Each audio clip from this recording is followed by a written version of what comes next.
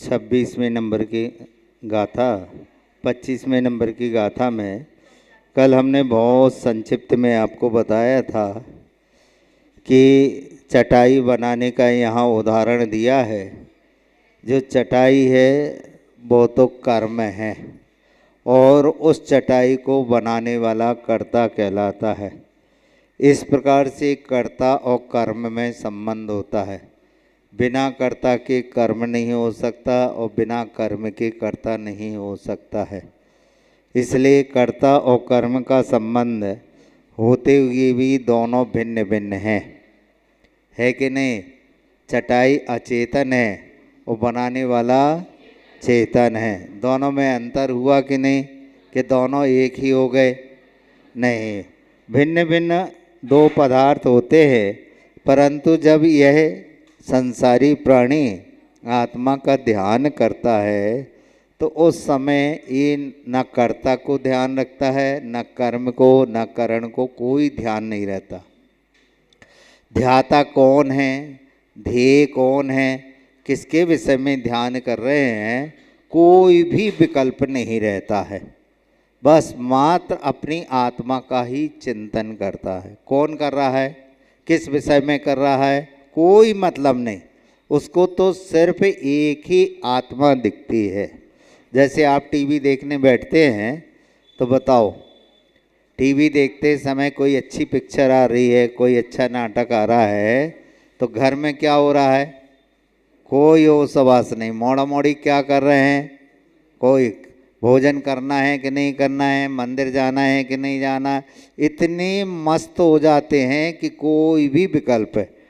TV देखते समय जिस प्रकार से निर्विकल्प अवस्था प्राप्त होती है, उसी प्रकार से यदि आत्मा के ध्यान चिंतन मनन में निर्विकल्प अवस्था प्राप्त हो जाए तो इसी पंचम काल में मोक्ष हो जाए। बोलो, देखते कि नहीं? क्रिकेट खेलने वाले बच्चे देखो, कितनी एकाग्र चित्त हो करके, यदि दिन भर भी क्रिकेट चलता रहे तो उनका खाना पीना पढ़ना लिखना सब बंद हो जाता। एकाग्र, और कोई ने डिस्टर्ब कर दिया फिर देखो लड़ाई झगड़ा। इतनी एकाग्रता रहती है। बताओ कितने काम निपटा के आए हम लोग। आचार्य भक्ति कर ली, जंगल हुआ है, आपकी जिम का उद्घाटन कराए और आपकी क्लास में, और उसके बाद में कितना चक्कर लगाया। बड़े गेट के यहाँ गए तो वहाँ ताला लगा मिला, बड़े महाराज जी के यहाँ गए तो वहाँ अंदर से दरवाज़ा लगे मिले, फिर चक्कर लगा के गए, दरवाज़ा खुलवाया, वहाँ से पुस्तक उठाई, पुस्तक उठा कर अपनी क्लास स्टॉप देश की बहुत परिचयों से थे नहीं। हाँ, सहजता और सरलता में नहीं लगी, और सहजता और सरलता में जो काम होता है उसका फल कम मिलता है। जो मुसीबतों में काम किया जाता है। आचार्य श्री हमेशा उदाहरण देते थे कि कोई नाविक है और उस नाविक को दूसरी तरफ जाना है। यदि हवा का प्रभाव भी उसी तरफ हो, लहरें भी उसी तरफ उठ रही हो और नाविक को उसी तरफ जाना है, और यदि वो अपना लक्ष्य प्राप्त कर लेता है तो उस नाविक की बहादुरी नहीं, उसका सम्मान नहीं। क्यों? सब उसको अनुकूल मिल रहे हैं, हवा भी अनुकूल मिल रही है, लहरें भी अनुकूल मिल रही है, उसको जाना भी उसी तरफ है, सब अनुकूलता, तो उसका कोई महत्व नहीं। तो यहाँ पर भिन्न भिन्न पदार्थ होते हुए भी यदि आत्मा का ध्यान करने वाला पदार्थों की ओर न जा कर के अपनी आत्मा की ओर जाता है तो ध्यान कौन है, ध्याता कौन है और ध्येय कौन है, इसके विषय में किसी भी प्रकार से उसको कोई विकल्प नहीं होता है। ऐसा एकत्व बुद्धि को धारण करने वाला वह आत्मा नहीं होता है। एकत्व बुद्धि को मतलब आत्मा और शरीर को एक मानने लगे नहीं। यहाँ पर ध्याता ध्येय और ध्यान के विषय में कहा है, इनमें भेद नहीं करता, इनमें एकत्व बुद्धि रखता है। वो ही ध्याता है, वो ही ध्यान है और वो ही ध्येय। इस प्रकार का जो विकल्प करता है वो ही आत्मा का ध्यान कर सकता है। अब देखिए बंध और मुक्ति के कारण क्या है। आप लोग बहुत चर्चा सुन रहे हैं आश्रव के विषय में, संवर के विषय में, निर्जरा के विषय में। तो मुक्ति किसके माध्यम से प्राप्त होती है? क्या बंध के माध्यम से प्राप्त होती है या त्याग के माध्यम से होती है? बद्धते मुच्यते जीवा सममो निर्ममा क्रमात् तस्मात् सर्व प्रयत्नेन निर्ममत्वं विचिन्तयेत्। बद्धते मुच्यते जीवः सममो निर्ममा क्रमात् तस्मात् सर्व प्रयत्नेन निर्ममत्वं विचिन्तयेत्। पढ़ो एक साथ।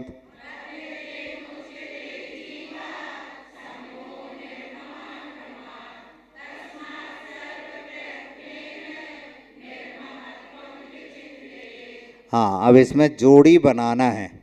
जोड़ी जानते हो ना, है एक दूसरे, दो ग्रुप होते हैं, दोनों ग्रुप में जोड़ी बनाना है। तो यहाँ पर जोड़ी बनाना है बद्धते और मुच्यते। बद्धते माने बंधता है और मुच्यते माने छूटता है। तो किससे बनता है? तो कहते हैं समममा। समममा माने ममत्व भाव वाला जो होता है वो क्या होता है? बंधता है। जो मोह करता है, राग करता है, स्नेह करता है, प्रेम वात्सल्य करता है, ऐसा जीव बंधता है। अभी नहीं बता रहे किससे बनता है, बस इतने ही बता रहे हैं कि बंधता है। और निर्ममत्वम, और जो निर्ममत्व भाव को रखता है, मोह नहीं करता, राग नहीं करता, स्नेह प्रेम वात्सल्य नहीं करता है, वो क्या करता है? मुच्यते। मुच्यते माने छूटता है। अब जोड़ी बन गई। बनता किससे है? ममता भाव वाले से। छूटता किससे है? ममता भाव से रहित छूटता है। अब क्या बांधता है और क्या छूटता है? तो बताते हैं जीव क्रमात्। जीव क्रमात् माने यहाँ जो जीव है वो क्रम से कर्मों को बांधता है और कर्मों से छूटता है। तस्मात्, इस कारण, सर्व प्रयत्न ने, जितने भी प्रयत्न हैं वे किसके लिए करना चाहिए? निर्ममत्वम, निर्ममत्व को विचिंतित माने ध्याना चाहिए, जिससे लाभ हो, जिससे दुखों का नाश हो, कर्मों का क्षय हो, पुण्य का संचय हो, ऐसा काम करना चाहिए। तो ऐसा कौन सा काम करे? तो उन्होंने कह दिया कि कर्मों को छोड़ो।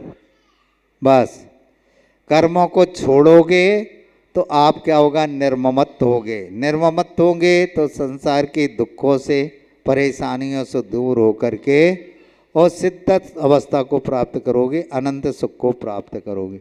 तो कर्मों को छोड़ना है और क्या करना है? निर्ममत भाव को धारण करना है। निर्ममत समझ में आ गई ना? हाँ, जितना भी आज तक आपने मोह किया है संसार के प्रति, चाहे पति हो, चाहे पुत्र हो, चाहे धन कपड़ा मकान रुपया पैसा हो, इन सभी चीज़ों को आपको छोड़ना पड़ेगा। तब जाकर के आपके अंदर निर्ममत्व भाव आएगा और वही निर्ममत्व भाव मुक्ति का कारण बनेगा।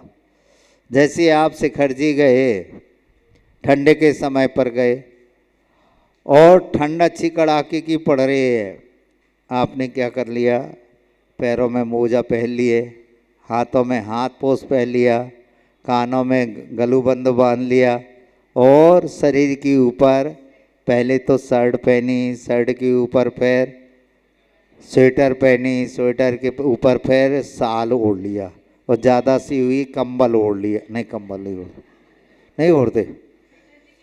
हाँ, अब आप चढ़ रहे हैं, जैसे जैसे पहाड़ चढ़ते जाते क्या होता है, एक एक चीज छूटती चली जाती है और अंत में जाकर के जब पहाड़ पर पहुंच जाते हैं तो क्या हो जाते हैं,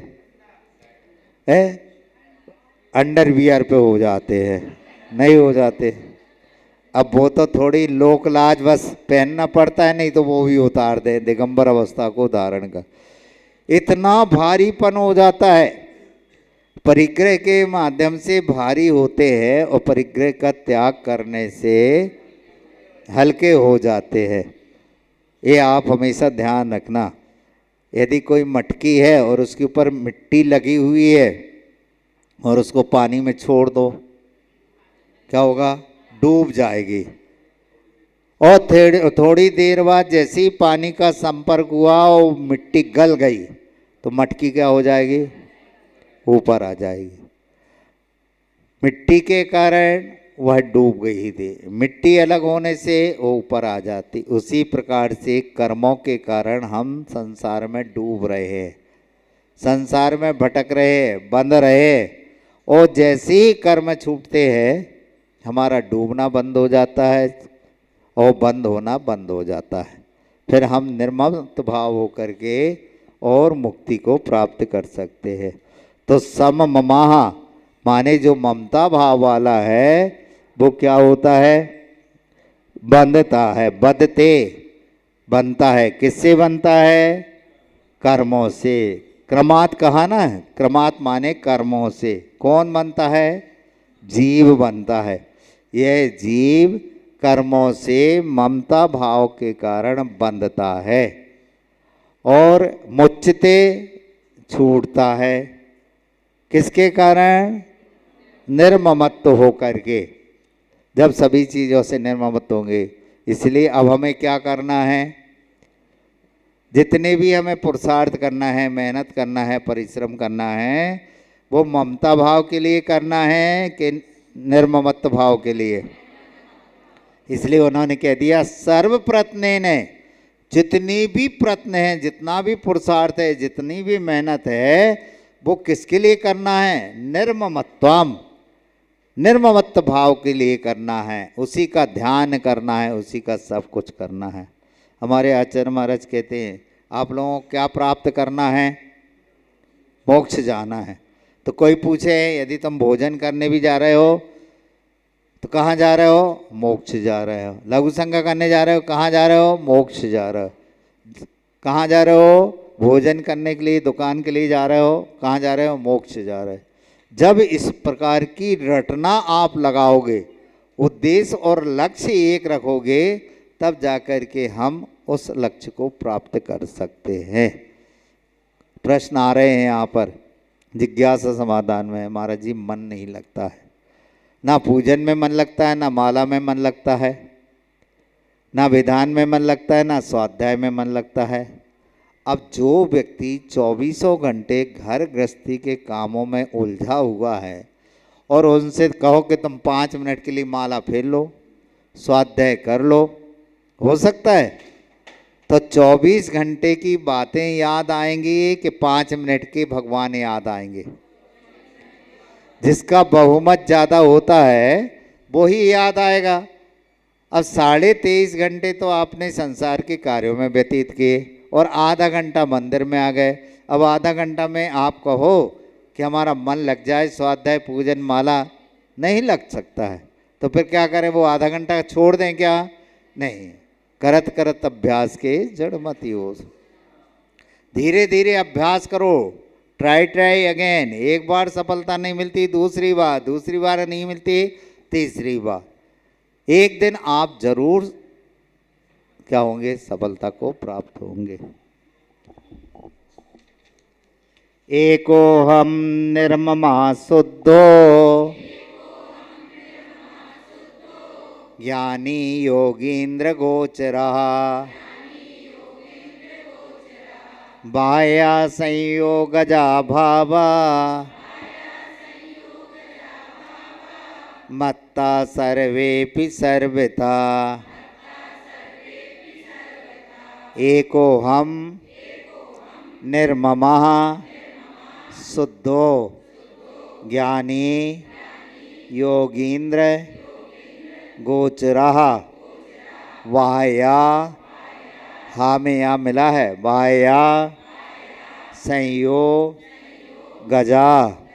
संयोगजा भावः मत्तः सर्वेपि सर्वथा।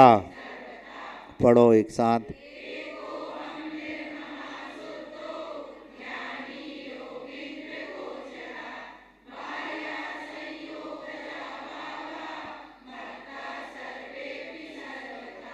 महाराज श्री आपने तो बता दिया कि निर्ममत्व भाव रखना चाहिए।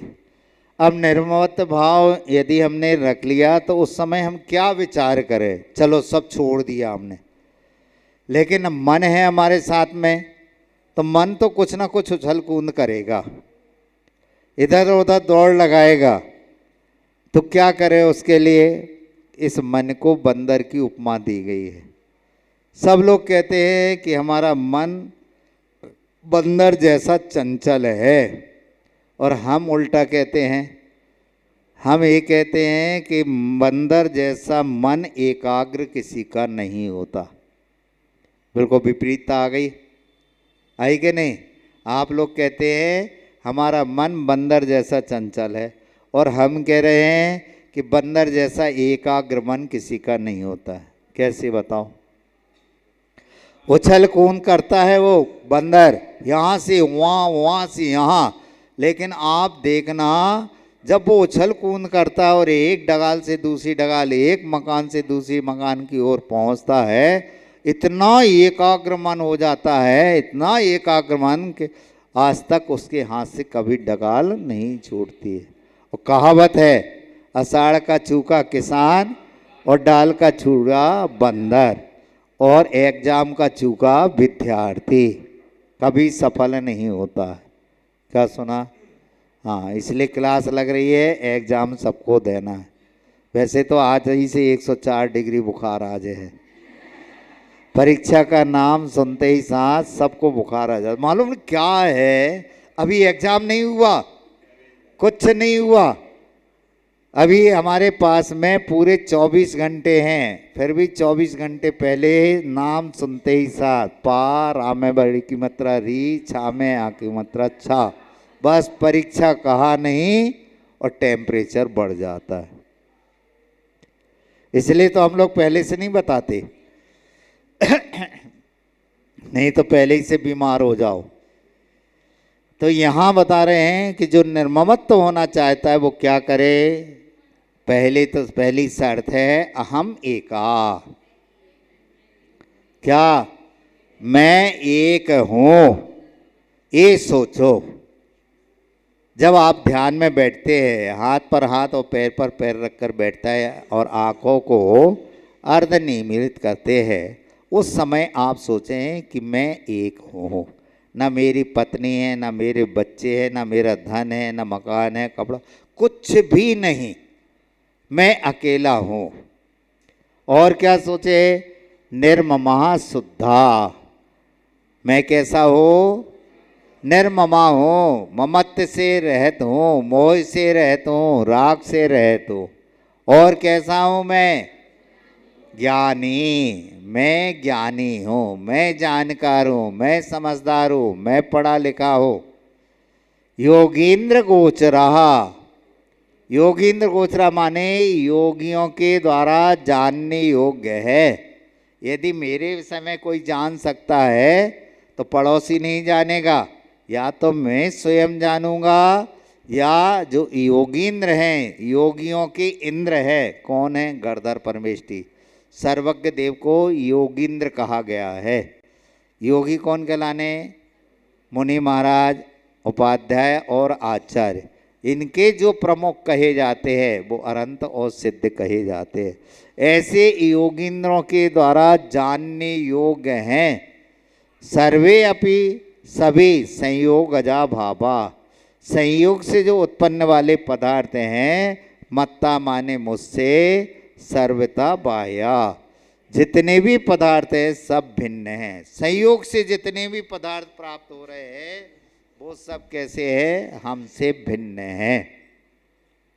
हमने बताया था जब ये व्यक्ति ध्यान की अवस्था में बैठता है तो क्या चिंतन करता है, आप अकेला अवतरे मरे अकेला होए, यों कहूँ इस जीव को साथ। अकेला आया था, अकेला जाना है।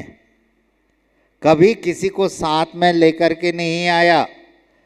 बताओ, मुट्ठी बांधे आया था और हाथ पसारे जाना है।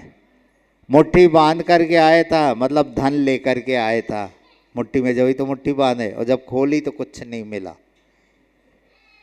अब क्यों आया मुट्ठी बांध करके पता नहीं, लेकिन जब जाएगा तो हाथ खोल करके तुम कितनी ही मुट्ठी बांध लो, कितनी पुटरिया बांध करके, पेटी संदूक बांध करके तुम अपने हाथ में ताला लगा करके, साकल लगा करके और मरो तो बस साकल और ताला इतना ही छूट जाए, पेटी इतना ही छूट जाए।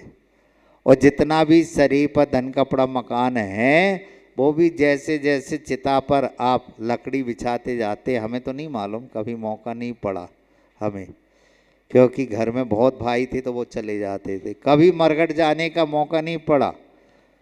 और जब पिताश्री समाप्त हुए पहली बार मौत देखी हमने, पहली बार। और उस मौत को देख करके इतने हम हताश हो गए कि 13 दिन तक बेहोश रहे। जब 13वीं हुई उस समय होश में आए। मतलब जब उनको चिता पर रखने लगे तो बताते हैं लोग कि आपको बेहोशी में ही हाथ पकड़ करके और आपकी परिक्रमा लगवाया, हमारी नहीं चिता की परिक्रमा लगा दी।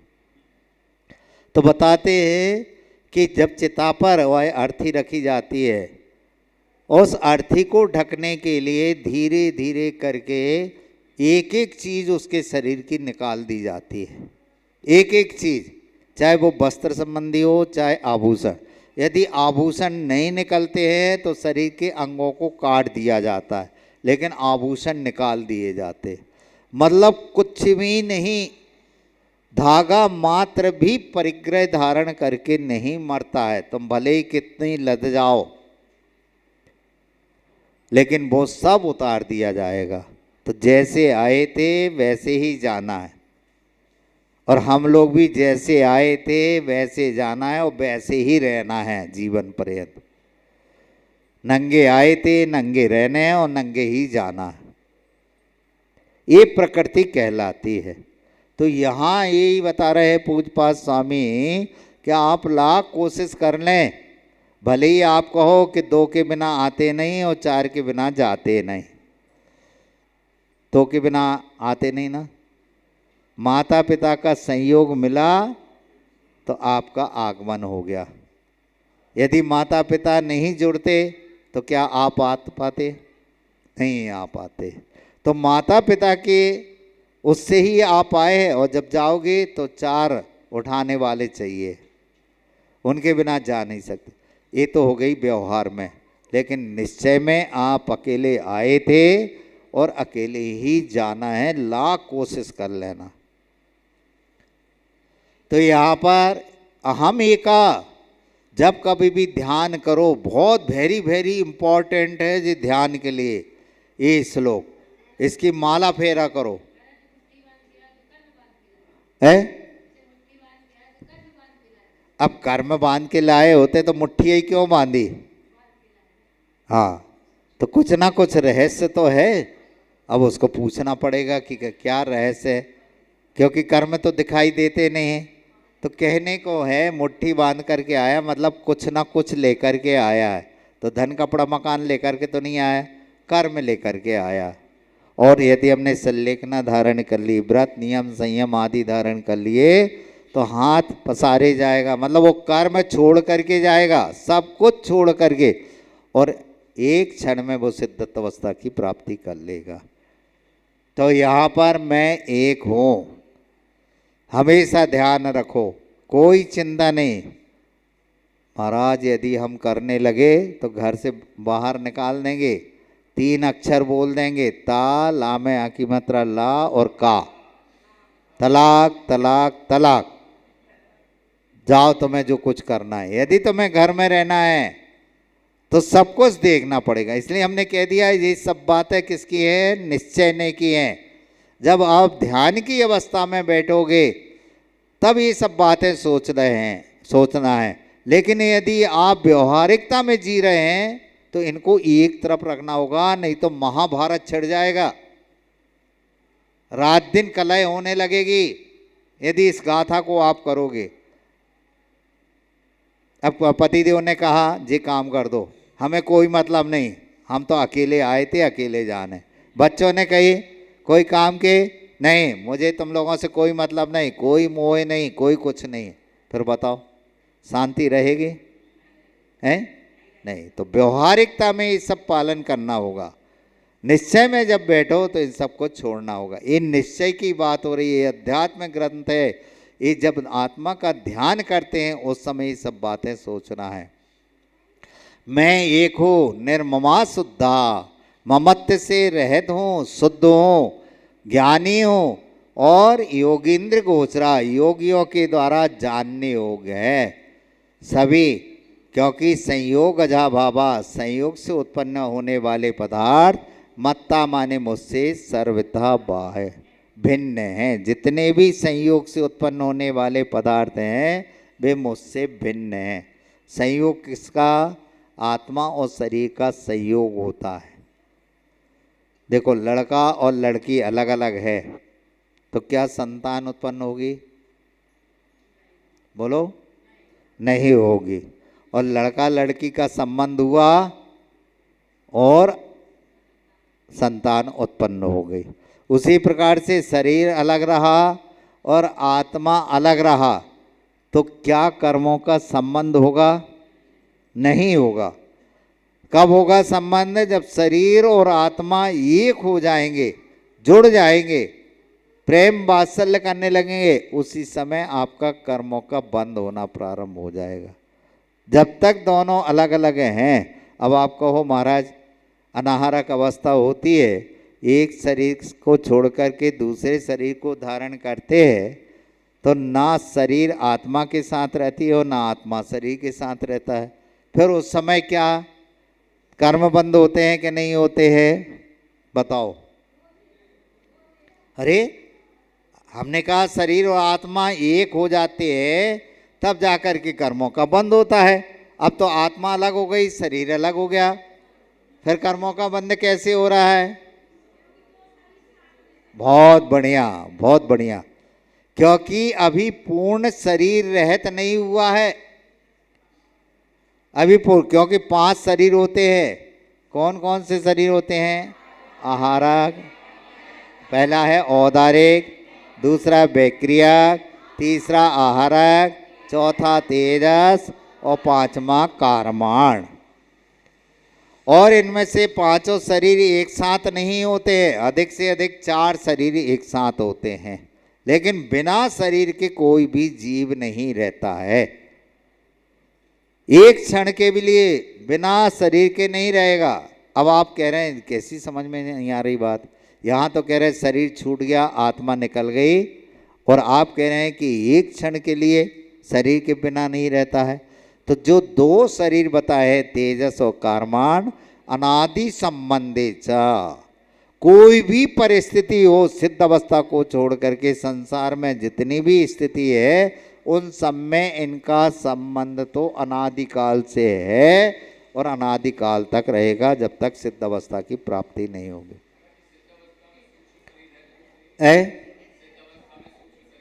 कोई भी शरीर नहीं रहता, कोई भी, चाहे सूक्ष्म हो चाहे बादर हो, कोई भी शरीर नहीं, बस आत्मा रहती है आत्मा के माध्यम से। अब शरीर के माध्यम से नहीं होगी, अब प्योर, अभी तो हम मिलावट सब कुछ काम करते थे, शरीर का माध्यम लेकर के करते थे। अब शरीर की कोई आवश्यकता नहीं, आत्मा के माध्यम से ही सब कुछ होने वाला है। अब वहाँ पर कोई भी ना औदारिक शरीर होगा, ना वैक्रियक होगा, ना आहारक होगा, ना तेजस होगा, ना कारमान होगा, कोई शरीर नहीं। हाँ, परमौदारिक शरीर रहेगा तो उस समय भी औदारिक शरीर ही रहेगा। क्या, जब तक सिद्धत अवस्था की प्राप्ति नहीं हो जाती है तब तक इन 5 शरीर में से कोई ना कोई शरीर रहेगा, भले ही परमौदारिक शरीर हो, भले ही निगोदिया से रह शरीर, लेकिन है तो शरीर। इसलिए जो संयोग से हमें उत्पन्न हो रहा है वो मेरा नहीं है, इस प्रकार की धारणा बना करके चलना। दुख संदोह भागित्वम संयोगादिह देनाम त्यजामेयं तथा सर्वं मनोवाक्काय कर्म भी।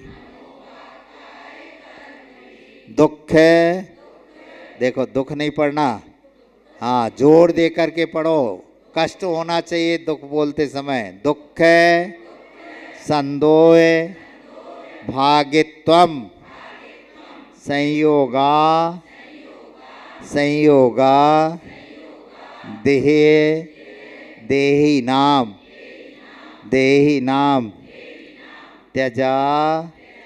त्यजा मे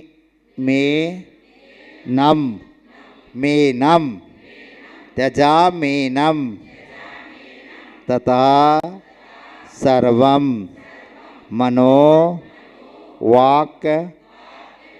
मनोवाक्काय कर्म भी।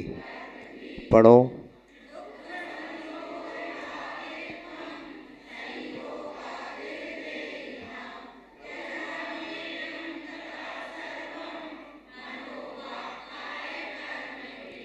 क्या करना है? संबंधों को बढ़ाना है कि छोड़ना है? क्यों छोड़ना है? संबंध रहेंगे तो कर्मों से बनेंगे, और कर्मों से बनेंगे तो दुख सुख की अनुभूति होती है। इसलिए यदि सुख की अनुभूति करना चाहते हो तो संबंधों का त्याग कर देना। समझ में आए? घर जाके हमें पति से कोई मतलब नहीं, हमें मोड़ा माणियों से कोई मतलब नहीं, महाराज ने कह दी है। यदि सुख और शांति की अनुभूति करना चाहते हो तो संबंधों का त्याग करना है। फिर देखो क्या हो जाएगा, सुख और शांति हो जाएगी। अच्छो है, कल के जावे वाले आज ही चले जाओ, हमें तो शांति हो जाए। है तो कहना तो आसान है, और जैसे ही 10 बजे 11 बजे और पेट में चूहे की जगह बिलैया कूदने लगे, फिर पत्नी याद आएंगे, पतिदेव याद आएंगे, मोड़ा मोड़ी याद आएंगे, सब आ जाएंगे। आएंगे कि नहीं होंगे? इसलिए हमने बता दिया, इसको गलत अर्थ नहीं लगाना। ये जितनी भी बातें बताई जा रही हैं 51 गाथाओं के माध्यम से, ये निश्चय की अपेक्षा से बताया जा रहा है। व्यवहार की बातें अलग है, इस ग्रंथ में निश्चय की अपेक्षा से बताया जा रहा है। व्यवहारिक बिल्कुल इससे विपरीत है। अब यहाँ क्या बता रहे हैं? दुख संदोह भागित्वम, संयोग से दुख संदोह, दुखों का जो समूह है, भागित्व माने भागीदार बनना पड़ता है। किसके माध्यम से दुख उठाते हो आप लोग? बोलो, किसके माध्यम से? नींद तो नहीं आ रही है? हुक्का तो भर दो। सो तो नहीं रहे? हाँ। जग रहे हो? हाँ। अच्छा, श्री आए ना, उनने कह दिया कोई कछु भी कहे हाओ कह दई। हमने कहीं सो रहे हाओ, जग रहे हाओ, ऐसे हैं? गुरु आज्ञा जैसी है, आप जैसे कह रहे हाओ, ऐसे ही है। पीछे नींद तो नहीं आ रही? हाँ।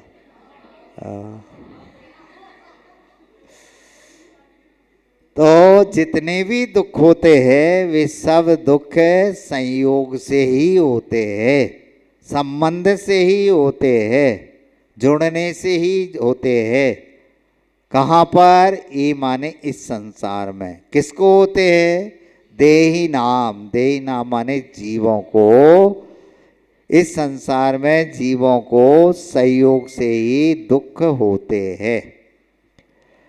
इस कारण, तथा माने इस कारण, एनम सर्वा, सर्वम, इन सभी संयोगों को, मनोवाक्काय कर्म भी। इसलिए जो संबंध हुए हैं, जो संयोग हुए हैं, उनको क्या करना है? मनो, मन से, वाक, वचन से, काय, काय से, कर्म भी, क्रिया से, त्यजामी, छोड़ता हूँ। छोड़ना चाहिए।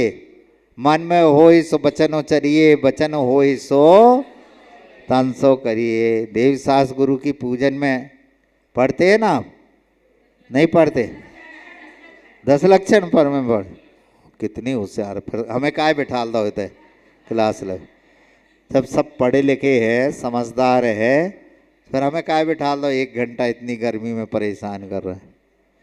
नहीं पढ़े लिखे हैं? स्टोपदेश नहीं पढ़ा। अच्छा, पूजन पढ़ी थी तो 10 लक्षण पूजन में पढ़ते हैं ना। जो मन में है वो ही वचन से करो, और जो वचन में है वो ही शरीर के, मतलब तीनों में दोस्ती होना चाहिए, एकता होना चाहिए। नहीं तो मन से कुछ और कह रहे हैं, वचन से कुछ और कह रहे हैं, और शरीर के द्वारा कुछ और क्रियाएं कर रहे हैं, तो वो कार्य की सिद्धि नहीं कर सकते। कितने बज रहे? 8 हो गए। चलो, हाँ। तो इस संसार में, हाँ, इस संसार में जीवों को संयोग से दुख के समूह का भागीदार होना पड़ता है, बनना पड़ता है। तुम चाहो चाहे नहीं चाहो, दुख तो आपको मिलेगा। क्यों मिलेगा? क्योंकि आपने संयोग, आपने संबंध, आपने जोड़ी बनाई है, इसलिए आपको दुख तो उठाना ही पड़ेगा। अब क्या करना है यदि इनको? तो इनको त्यजाम्यहम्, त्यजामी, छोड़ना पड़ेगा। कैसे? मन से भी, वचन से भी, और काय से भी छोड़ना पड़ेगा। तब जाकर के आपको सुख और शांति की प्राप्ति होगी। नामे मृत्यु कुतो भीतिर, नामे व्याधि कुतो व्यथा, ना हम बालो न वृद्धोहम, ना युवैतानि पुद्गले, ना में मृत्यु कुतो, कुतो, कोई कह रहा कुत्तो। हाँ, अच्छे से पढ़ो। कुतो भीतर, नामे व्याधि कुतो व्यथा, ना हम बालो ना वृद्धोहम, वृद्धोहम, ना युवई तानी पुद्गले। पढ़ो एक साथ।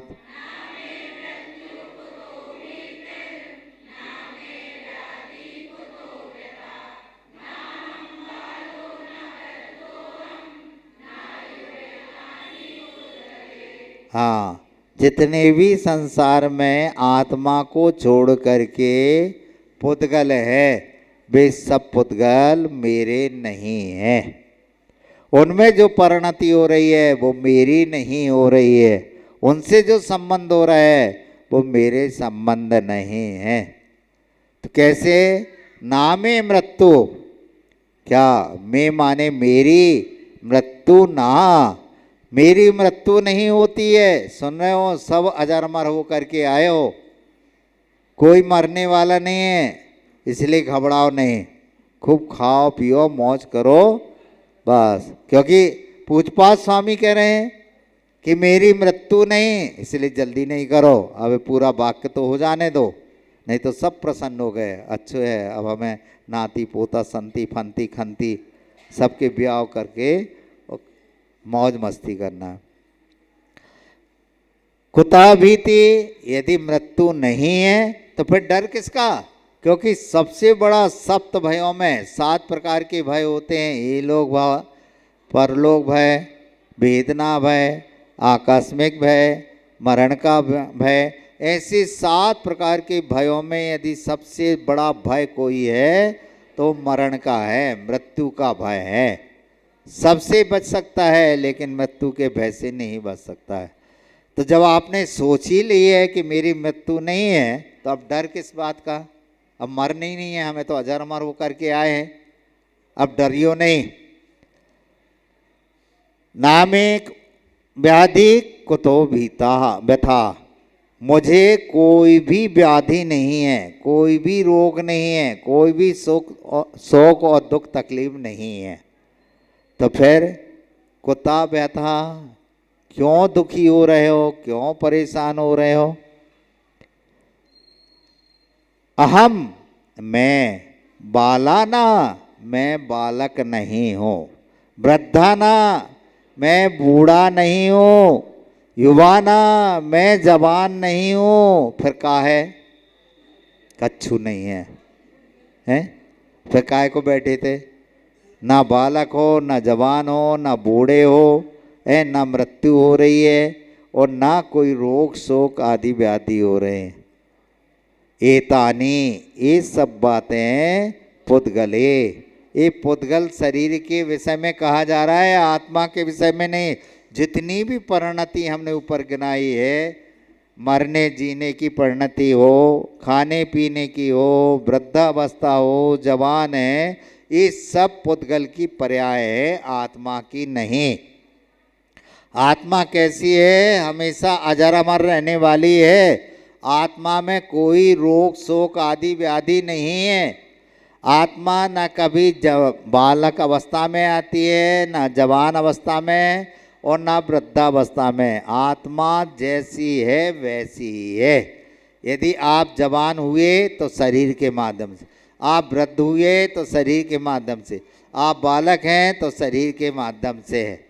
आत्मा निकाल के देखो तो क्या वो जवान है, क्या बूढ़ी है, क्या बालक अवस्था में? नहीं, आत्मा तो हमेशा एक सी बनी रहती है। ये जो शरीर है, जो पुद्गल कहलाता है, उस पुद्गल की परिणति ही है जो हमें जवान, वृद्धा और बालक बनाती है। आगे समझ में? ये निश्चयने की बात है। भुक्तोज्जिता मोहर मोहान,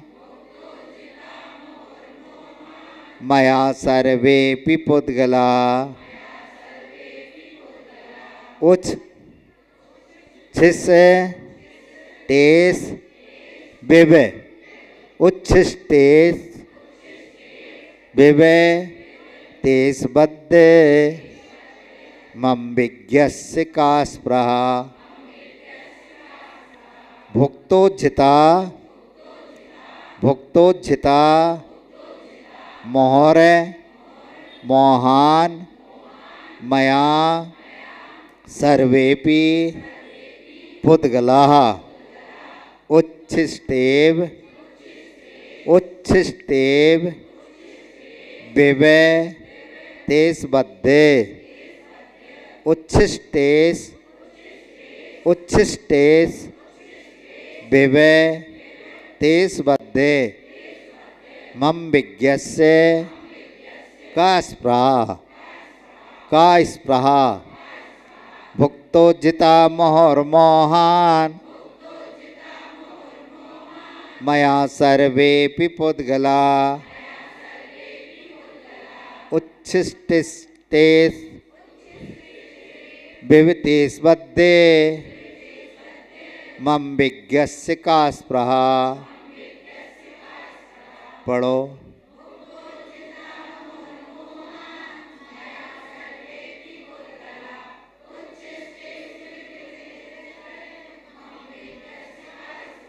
कितने अक्षर दिए हैं? उच्च, पहले बोलो उच्च, फिर छिस, उच्छिस, फिर बोलो टेस, हाँ उच्छिस टेस, उच्छिस टेस बेबे। आ गई? हाँ। अब देखो ज्ञानी की अनासक्ति कैसे रहती, जो ज्ञानी हो गया, समझदार हो गया, पढ़ा लिखा हो गया, जिसको शरीर से कोई मतलब नहीं है, ऐसा अनासक्त बुद्धि वाला ज्ञानी क्या सोचता है, सर्वे अपि, सभी पुद्गला, जो पुद्गल परमाणु हैं, मया मोहात, मैंने मोह से, मोह बार बार भुक्तोज्झिता, भोग करके छोड़ दिया है। संसार के जितने भी पुद्गल परमाणु हैं वो सब मैंने क्या किया, मोह के वसूत होकर के, एक बार नहीं, बार बार नहीं, अनंतों बार एक ही परमाणु। जैसे माइक से बोल रहे हैं, हम बोल रहे हैं, जो माइक का उपयोग सिर्फ दमोह में नहीं किया, इस माइक का उपयोग हमने अनंतों बार किया है, किसी न किसी रूप में, अनंतों बार किया है, बार बार किया है। भोग करके वो क्या कर दिया, छोड़ दिया है, भोगा छोड़ा, भोगा छोड़ा। जैसे रसगुल्ला है, रसगुल्ला खा लिया और किसी ने कह दिया जहर है, तो आपने छोड़ दिया। फिर वो कहने लगा 1 अप्रैल बुद्धू बनाया हमने तुम्हें, तो अपन ने झट रसगुल्ला को उठाया फिर से खा लिया। नहीं करते, ऐसा नहीं करते। रसगुल्ला खा लिया, फिर कोई ने कही जहर है, तो अपन ने मुंह से निकाल करके रख दिया। फिर उन्हें कही हमने बुद्धू बनाया, तो अपन ने फिर से धो धा करके फिर से खा ली। ऐसा नहीं करते हैं, कोई भी नहीं करता। अरे हम तो सोच रहे थे कि ऐसे ही करते होंगे आप लोग, धो धा करके थोड़ा खा लो, फिर धो धा के रख लो, फिर दूसरे दिन फिर खा लो। तो जितने भी संसार के पुद्गल परमाणु हैं, मोह से बार बार भोग करके छोड़ा है। कैसे छोड़ा है, उदाहरण दे रहा है, अद्य अब उच्छिष्टेषु, जूठन के समान, तेसु उन पुद्गलों में, मम विज्ञस्य, मुझ बुद्धिमान को, का स्पृहा, अभिलाषा कैसे हो सकती है। जो बुद्धिमान है, समझदार हैं, पढ़े लिखे हैं, वो जूठन के समान उन पदार्थों को दोबारा नहीं भोगता है। और आप लोग प्रतिदिन जूठन खा रहे हो, प्रतिदिन जूठन कर रहे हो, अनंत बार भोगने के बाद में भी उन पदार्थों का पुनः बार बार सेवन कर रहे, भले ही उस रूप में न कर रहे हो, किसी अन्य पदार्थ के रूप में करा। अब जैसे आपने रसगुल्ला खा लिया, घाटी उतरी माटी हुई, रसगुल्ला गुटक गए, अब महाराज हम दोबारा नहीं खाएंगे, ऐसे कैसे नहीं खाओगे। वो आपका रसगुल्ला मल रूप में परिणित हो गया, और मल जाकर के खेतों में चला गया, खाद बन करके, और खाद के माध्यम से पुनः कोई ना कोई पदार्थ की उत्पत्ति हुई। तो भोगोगे कि नहीं भोगोगे।